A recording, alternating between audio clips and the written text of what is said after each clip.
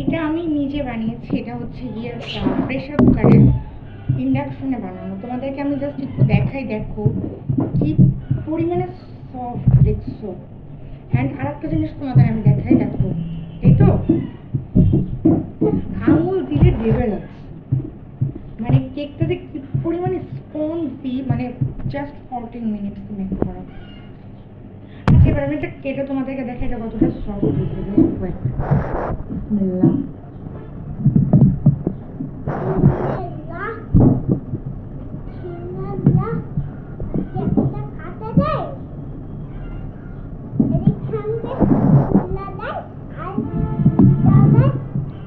আমি কিন্তু কেক ভালো কাটতে পারি না, এটা আগেই বলে রাখলাম। মানে আমি ভালো কেক কাটতেই পারি না। আমার ভালো কেকটা ওর কেকটা নিয়ে ও কিছু বলতে চাই, বাট আচ্ছা এবার কেকটা এইদিকে দিব, তোমরা কিভাবে কাটো আমাকে একটু বলো তো। আমি তো কেক কাটতে পারি না, আমি বানাইতে পারি ভালো, বাট কেক এই ধরনের কেক ছিলাম আমি বলতে খেতে হয়। তুমি বলো আমি কেকটা খেতে হয়। গাইস আমি কেক বানাইতে পারি, আমি কেক কাটতে পারি না। সব থেকে মজার বিষয় আমি কেক খেতেও পারি না, এটা বিলিভ করো।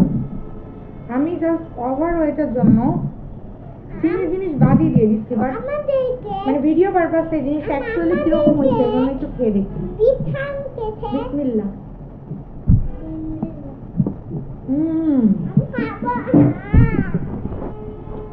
এটা যে খাবা না তার জীবন পুরো বরবাদ হয়ে যাবে, বরবাদ।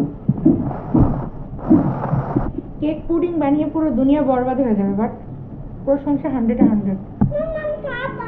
পুডিংও যেমন কেকও সেরকম, টোটালি প্রফেশনাল। যারা যারা ব্লগ দেখতে চাও না মামি না কমেন্ট সেকশনে জানাবা, যদি দেখি তোমাদের রিকোয়েস্ট কমেন্ট অনেক বানিয়ে তোমাদের আমি রেসিপি দিব।